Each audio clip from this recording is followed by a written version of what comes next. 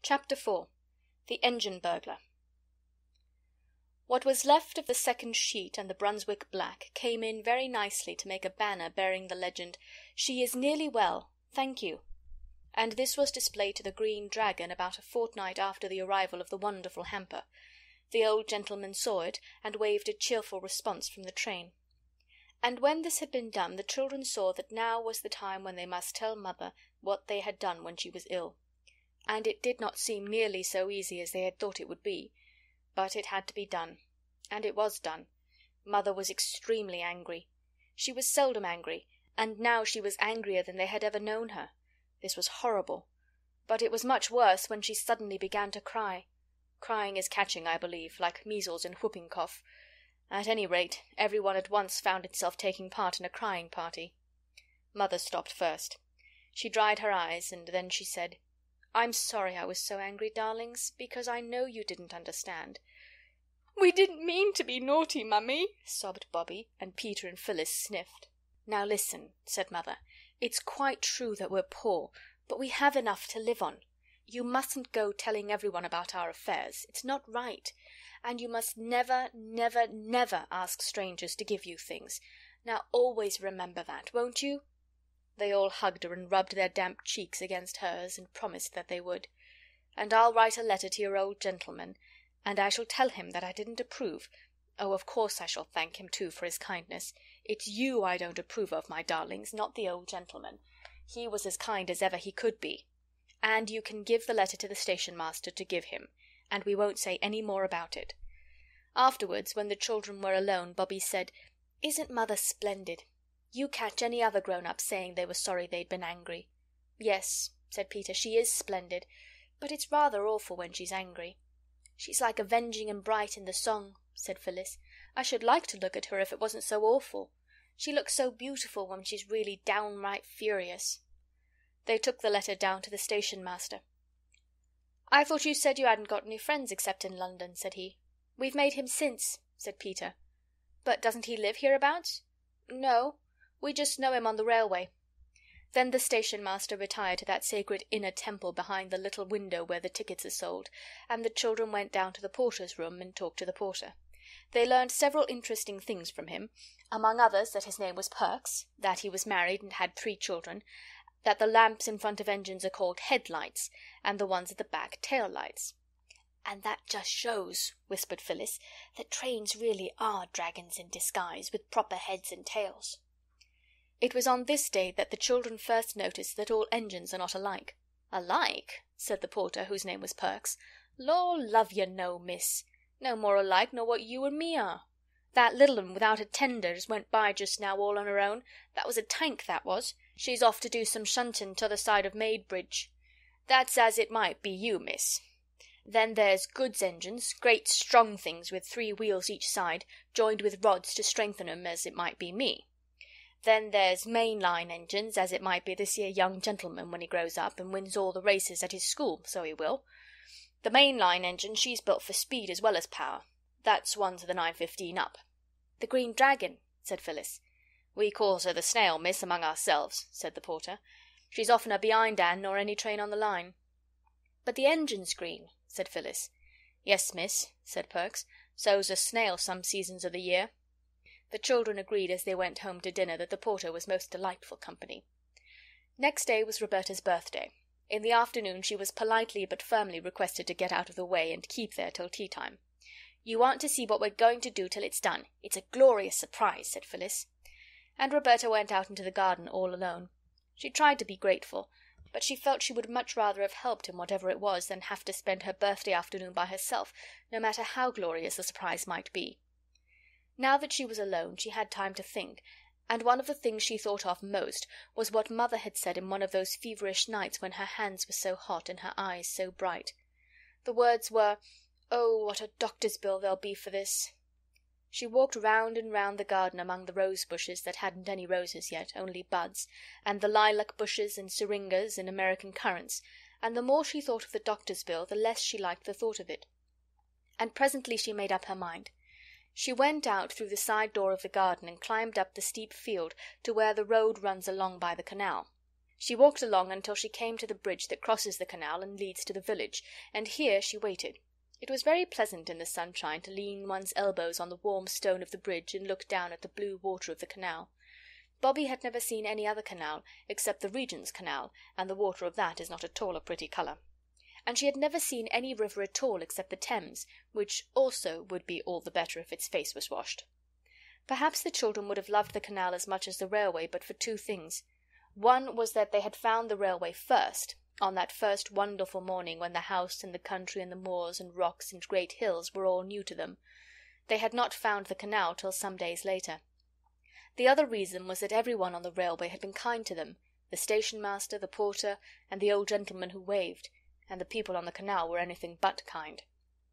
The people on the canal were, of course, the bargees who steered the slow barges up and down, or walked beside the old horses that trampled up the mud of the towing-path and strained at the long tow-ropes. Peter had once asked one of the bargees the time, and had been told to get out of that in a tone so fierce that he did not stop to say anything about his having just as much right on the towing-path as the man himself. Indeed, he did not even think of saying it till some time later. Then another day, when the children thought they would like to fish in the canal, a boy in a barge threw lumps of coal at them, and one of these hit Phyllis on the back of the neck. She was just stooping down to tie up her bootlace, and though the coal hardly hurt at all, it made her not care very much about going on fishing. On the bridge, however, Roberta felt quite safe, because she could look down on the canal, and if any boy showed signs of meaning to throw coal, she could duck behind the parapet. Presently there was a sound of wheels, which was just what she expected. The wheels were the wheels of the doctor's dog-cart, and in the cart, of course, was the doctor. He pulled up and called out, "Hullo, head nurse. Want a lift?" "I wanted to see you," said Bobby. "Your mother's not worse, I hope," said the doctor. "No, but—" "Well, skip in, then, and we'll go for a drive." Roberta climbed in, and the brown horse was made to turn round, which it did not like at all, for it was looking forward to its its oats. "This is jolly," said Bobby, as the dog-cart flew along the road by the canal. "We could throw a stone down any one of your 3 chimneys," said the doctor as they passed the house. "Yes," said Bobby, "but you'd have to be a jolly good shot." "How do you know I'm not?" said the doctor. "Now then, what's the trouble?" Bobby fidgeted with the hook of the driving apron. "Come, out with it," said the doctor. "It's rather hard, you see," said Bobby, "to out with it, because of what Mother said." "What did Mother say?" "She said I wasn't to go telling everyone that we're poor. But you aren't everyone, are you?" "Not at all," said the doctor cheerfully. "Well?" "Well, I know doctors are very expensive, and Mrs. Viney told me that her doctoring only cost her 2pence a week because she belonged to a club." "Yes?" "You see, she told me what a good doctor you were, and I asked her how she could afford you, because she's much poorer than we are. I've been in her house, and I know. And then she told me about the club, and I thought I'd ask you, and... Oh, I don't want Mother to be worried. Can't we be in the club too, the same as Mrs. Viney?" The doctor was silent. He was rather poor himself, and he had been pleased at getting a new family to attend, so I think his feelings at that minute were rather mixed. "You aren't cross with me, are you?" said Bobby in a very small voice. The doctor roused himself. "Cross? How could I be? You're a very sensible little woman. Now look here, don't you worry. I'll make it all right with your mother, even if I have to make a special brand-new club all for her. Look here, this is where the aqueduct begins." "What's an what's its name?" asked Bobby. "A water bridge," said the doctor. "Look." The road rose to a bridge over the canal. To the left was a steep rocky cliff with trees and shrubs growing in the cracks of the rock, and the canal here left off running along the top of the hill and started to run on a bridge of its own, a great bridge with tall arches that went right across the valley. Bobby drew a long breath. "It is grand, isn't it?" she said. "It's like pictures in the history of Rome." "Right," said the doctor. "That's just exactly what it is like. The Romans were dead nuts on aqueducts. It's a splendid piece of engineering." "I thought engineering was making engines." There are different sorts of engineering. Making road and bridges and tunnels is one kind, and making fortifications is another. Well, we must be turning back. And remember, you aren't to worry about doctor's bills, or you'll be ill yourself, and then I'll send you in a bill as long as the aqueduct." When Bobby had parted from the doctor at the top of the field that ran down from the road to 3 Chimneys, she could not feel that she had done wrong. She knew that Mother would perhaps think differently, But Bobby felt that for once she was the one who was right, and she scrambled down the rocky slope with a really happy feeling. Phyllis and Peter met her at the back door. They were unnaturally clean and neat, and Phyllis had a red bow in her hair. There was only just time for Bobby to make herself tidy and tie up her hair with a blue bow before a little bell rang. "There," said Phyllis, "that's to show the surprise is ready. Now you wait till the bell rings again, and then you may come into the dining-room." So Bobby waited.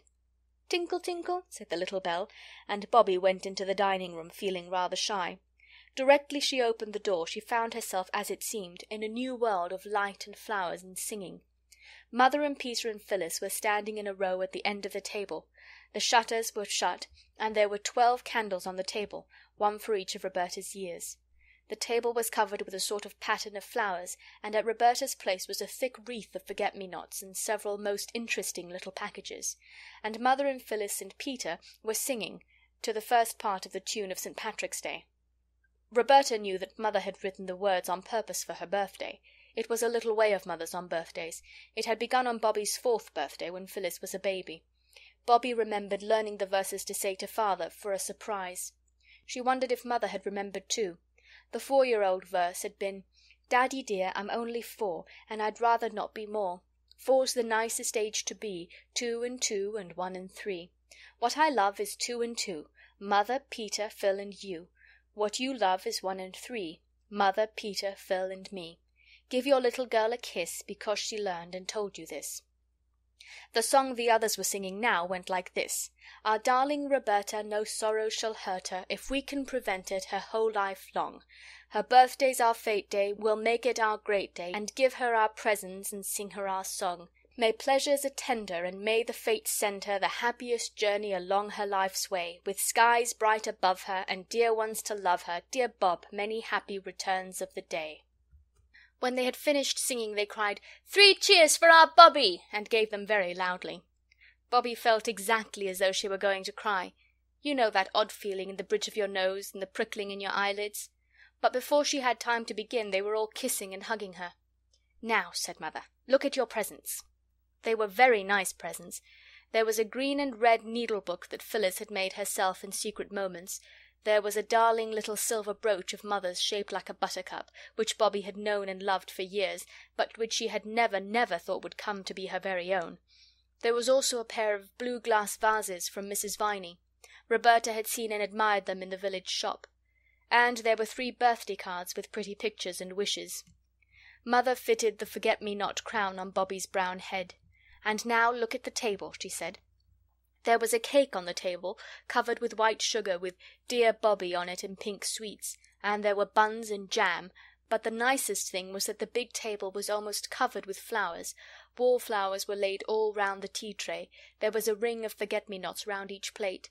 The cake had a wreath of white lilac around it, and in the middle was something that looked like a pattern, all done with single blooms of lilac or wallflower or laburnum. "It's a map! A map of the railway!" cried Peter. "Look, those lilac lines are the metals, and there's the station done in brown wallflowers. The laburnum is the train, and there are the signal boxes, and the road up to here, and those fat red daisies are us 3 waving to the old gentleman. That's him, the pansy and the laburnum train."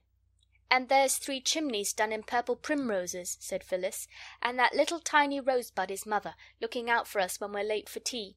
Peter invented it all, and we got all the flowers from the station. We thought you'd like it better." "That's my present," said Peter, suddenly dumping down his adored steam engine on the table in front of her. Its tender had been lined with fresh white paper, and was full of sweets. "Oh, Peter!" cried Bobby, quite overcome by this munificence. "Not your own dear little engine that you're so fond of?" "Oh, no," said Peter very promptly. "Not the engine. Only the sweets." Bobby couldn't help her face changing a little, not so much because she was disappointed at not getting the engine, as because she had thought it was so very noble of Peter, and now she felt she had been silly to think it. Also she felt she must have seemed greedy to expect the engine as well as the sweets, so her face changed. Peter saw it. He hesitated a minute, then his face changed too, and he said, "I mean, not all the engine. I'll let you go halves if you like." "You're a brick!" cried Bobby. "It's a splendid present." She said no more aloud, but to herself she said, That's awfully jolly decent of Peter, because I know he didn't mean to. Well, the broken half shall be my half of the engine, and I'll get it mended and give it back to Peter for his birthday. Yes, mother dear, I should like to cut the cake, she added, and tea began. It was a delightful birthday. After tea, mother played games with them, any game they liked, and of course their first choice was Blind Man's Bluff, in the course of which Bobby's forget-me-not wreath twisted itself crookedly over one of her ears and stayed there.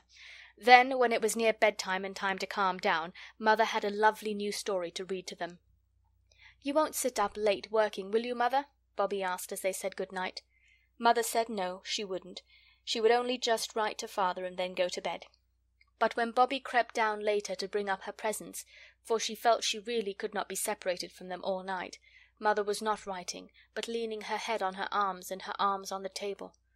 I think it was rather good of Bobby to slip quietly away, saying over and over, "She doesn't want me to know she's unhappy, and I won't know. I won't know." But it made a sad end to the birthday. The very next morning Bobby began to watch her opportunity to get Peter's engine mended secretly, and the opportunity came the very next afternoon. Mother went by train to the nearest town to do shopping.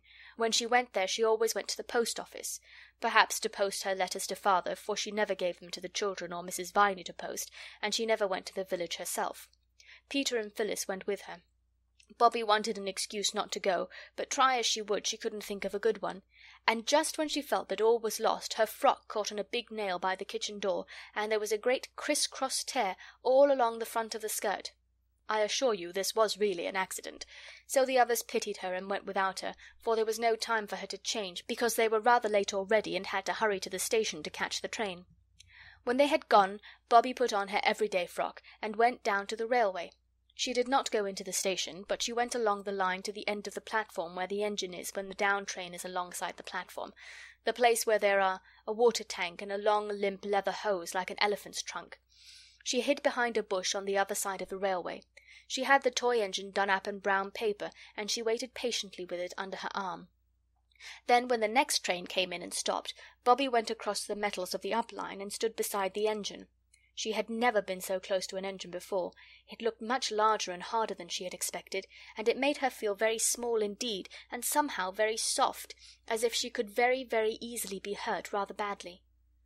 "I know what silkworms feel like now," said Bobby to herself. The engine driver and fireman did not see her. They were leaning out on the other side, telling the porter a tale about a dog and a leg of mutton. "If you please," said Roberta, but the engine was blowing off steam and no one heard her. "If you please, Mr. Engineer." She spoke a little louder, but the engine happened to speak at the same moment, and of course Roberta's soft little voice hadn't a chance. It seemed to her that the only way would be to climb onto the engine and pull at their coats. The step was high, but she got her knee on it and clambered into the cab. She stumbled and fell on hands and knees at the base of the great heap of coals that led up to the square opening in the tender. The engine was not above the weaknesses of its fellows. It was making a great deal more noise than there was the slightest need for, and just as Roberta fell on the coals, the engine-driver, who had turned without seeing her, started the engine, and when Bobby had picked herself up, the train was moving. Not fast, but much too fast for her to get off. All sorts of dreadful thoughts came to her all together in one horrible flash. There were such things as express trains that went on, she supposed, for hundreds of miles without stopping. Suppose this should be one of them. How would she get home again? She had no money to pay for the return journey. "I've no business here. I'm an engine-burglar, that's what I am," she thought. "I shouldn't wonder if they could lock me up for this." And the train was going faster and faster. There was something in her throat that made it impossible for her to speak. She tried twice. The men had their backs to her. They were doing something to things that looked like taps. Suddenly she put out her hand and caught hold of the nearest sleeve. The man turned with a start, and he and Roberta stood for a minute looking at each other in silence. Then the silence was broken by them both. The man said, "Here's a bloomin' go," and Roberta burst into tears. The other man said he was bloomin' well blessed, or something like it, but, though naturally surprised, they were not exactly unkind. "You're a naughty little gell, that's what you are," said the fireman, and the engine-driver said, "Daring little piece, I call her." But they made her sit down on an iron seat in the cab and told her to stop crying and tell them what she meant by it. She did stop as soon as she could. One thing that helped her was the thought that Peter would give almost his ears to be in her place, on a real engine, really going. The children had often wondered whether any engine-driver could be found noble enough to take them for a ride on an engine, and now there she was. She dried her eyes and sniffed earnestly. "Now then," said the fireman, "out with it. What do you mean by it, eh?" "Oh, please," sniffed Bobbie. "Try again," said the engine-driver encouragingly. Bobbie tried again. "Please, Mr. Engineer," she said, "I did call out to you from the line, but you didn't hear me, and I just climbed up to touch you on the arm, quite gently I meant to do it, and then I fell into the coals, and I'm so sorry if I frightened you. Oh, don't be cross, oh, please don't." She sniffed again. "We ain't so much cross," said the fireman, "as interested like. It ain't every day a little gell tumbles into our coal bunker out of the sky, is it, Bill? What did you do it for, eh?" "That's the point," agreed the engine-driver. "What did you do it for?" Bobbie found that she had not quite stopped crying. The engine-driver patted her on the back and said, "Here, cheer up, mate. It ain't so bad as all that here, I'll be bound." "I wanted," said Bobbie, much cheered to find herself addressed as mate, I only wanted to ask you if you'd be so kind as to mend this." She picked up the brown paper parcel from among the coals and undid the string with hot red fingers that trembled. Her feet and legs felt the scorch of the engine fire, but her shoulders felt the wild chill rush of the air. The engine lurched and shook and rattled, and as they shot under a bridge the engine seemed to shout in her ears. The fireman shovelled on coals. Bobbie unrolled the brown paper and disclosed the toy engine. "I thought," she said wistfully, "that perhaps you'd mend this for me, because you're an engineer, you know." The engine-driver said he was blowed if he wasn't blessed. "I'm blessed if I ain't blowed," remarked the fireman. But the engine-driver took the little engine and looked at it, and the fireman ceased for an instant to shovel coal and looked too. "It's like your precious cheek," said the engine-driver. "Whatever made you think we'd be bothered tinkering penny toys?" "I didn't mean it for precious cheek," said Bobbie, "only everybody that has anything to do with railways is so kind and good, I didn't think you'd mind. You don't really, do you?" she added, for she had seen a not unkindly wink pass between the two. "My trade's driving of an engine, not mending her, especially such a hout-sizing engine as this here," said Bill. "And how are we a-going to get you back to your sorrowing friends and relations, and all be forgiven and forgotten?" "If you'll put me down next time you stop," said Bobbie firmly, though her heart beat fiercely against her arm as she clasped her hands, "and lend me the money for a third-class ticket, I'll pay you back, honour bright. I'm not a confidence trick like in the newspapers, really I'm not." "You're a little lady, every inch," said Bill, relenting suddenly and completely. "We'll see you gets home safe. And about this engine, Jim, ain't you got ne'er a pal as can use a soldering iron? Seems to me that's about all the little bounder wants doing to it." "That's what Father said," Bobbie explained eagerly. "What's that for?" She pointed to a little brass wheel that he had turned as he spoke. "That's the injector." "In what?" "Injector to fill up the boiler." "Oh," said Bobbie, mentally registering the fact to tell the others. "That is interesting." "This here's the automatic brake," Bill went on, flattered by her enthusiasm. "You just move this here little handle, do it with one finger you can, and the train jolly soon stops. That's what they call the power of science in the newspapers." He showed her two little dials like clock faces, and told her how one showed how much steam was going, and the other showed if the brake was working properly. By the time she had seen him shut off steam with a big shining steel handle, Bobbie knew more about the inside working of an engine than she had ever thought there was to know, and Jim had promised that his second cousin's wife's brother should solder the toy engine, or Jim would know the reason why. Besides all the knowledge she had gained, Bobbie felt that she and Bill and Jim were now friends for life, and that they had wholly and forever forgiven her for stumbling uninvited among the sacred coals of their tender. At Stackpool Junction she parted from them with warm expressions of mutual regard. They handed her over to the guard of a returning train, a friend of theirs, and she had the joy of knowing what guards do in their secret fastnesses, and understood how, when you pull the communication cord in railway carriages, a wheel goes round under the guard's nose and a loud bell rings in his ears. She asked the guard why his van smelt so fishy, and learned that he had to carry a lot of fish every day, and that the wetness in the hollows of the corrugated floor had all drained out of boxes full of plaice and cod and mackerel and soles and smelts. Bobbie got home in time for tea, and she felt as though her mind would burst with all that had been put into it since she parted from the others. How she blessed the nail that had torn her frock. "Where have you been?" asked the others. "To the station, of course," said Roberta. but she would not tell a word of her adventures till the day appointed, when she mysteriously led them to the station at the hour of the 3:19's transit, and proudly introduced them to her friends, Bill and Jim. Jim's second cousin's wife's brother had not been unworthy of the sacred trust reposed in him. The toy engine was literally as good as new. "Good-bye! Oh, good-bye!" said Bobby, just before the engine screamed its good-bye. "I shall always, always love you, and Jim's second cousin's wife's brother as well."